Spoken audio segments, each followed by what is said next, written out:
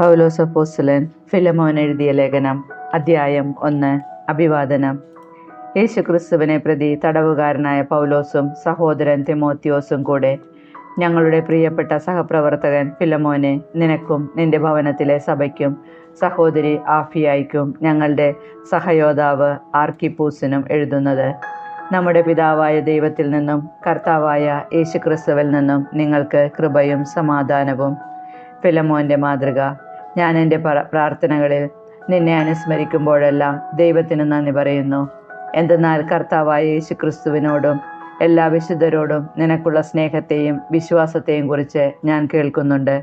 ക്രിസ്തുവിലുള്ള ഐക്യം മൂലം സകല നന്മകളെയും കുറിച്ച് നമുക്ക് ലഭിക്കുന്ന അറിവ് ആഴമേറിയതാക്കാൻ വിശ്വാസത്തിലുള്ള നിന്റെ ഭാഗഭാഗത്വം സഹായകമാകട്ടെ എന്ന് ഞാൻ പ്രാർത്ഥിക്കുന്നു. സഹോദര, നിന്റെ സ്നേഹത്തിൽ നിന്നും വളരെയേറെ ആശ്വാസവും സന്തോഷവും എനിക്ക് ലഭിച്ചു. എന്തെന്നാൽ നീ വഴി വിശുദ്ധർ ഉന്മേഷഭരിതരായി.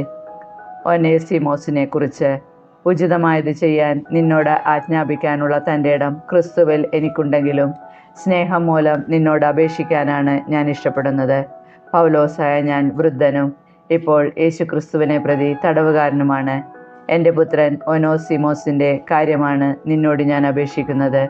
എൻ്റെ കാരാഗൃഹവാസകാലത്ത് ഞാൻ അവന് പിതാവായി.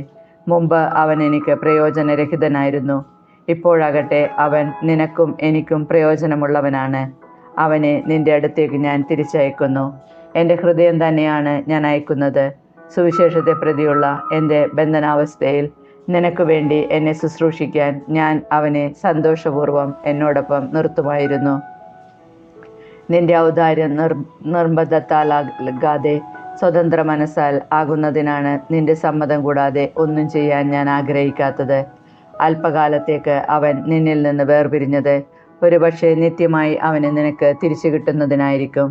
ഇനിയൊരു ദാസനായിട്ടല്ല, അതിലുപരി ലൗകികമായും കർത്താവിലും എനിക്കും അതിലേറെ നിനക്കും പ്രിയപ്പെട്ട ഒരു സഹോദരനായി അവനെ ലഭിച്ചിരിക്കുന്നു. അതുകൊണ്ട് നീ എന്നെ നിന്റെ സഹകാരിയായി പരിഗണിക്കുന്നെങ്കിൽ എന്നെപ്പോലെ അവനെ സ്വീകരിക്കുക.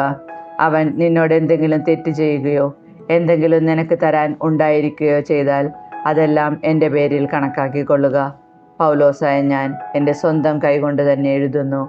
എല്ലാം ഞാൻ തന്നു വീട്ടിക്കൊള്ളാം. എന്നാൽ നീ തന്നെയും മുഴുവനായി എനിക്ക് കടപ്പെട്ടിരിക്കുന്നു എന്ന കാര്യം ഞാൻ എടുത്തു പറയുന്നില്ല.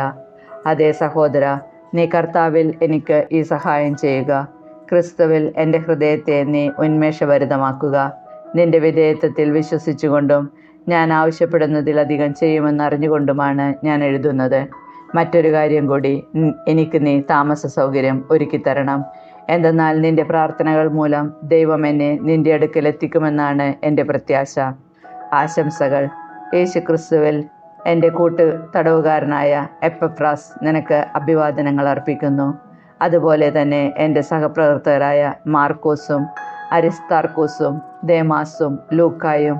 കർത്താവായ യേശുക്രിസ്തുവിൻ്റെ കൃപാവരം നിങ്ങളുടെ ആത്മാവോടുകൂടെ ഉണ്ടായിരിക്കട്ടെ.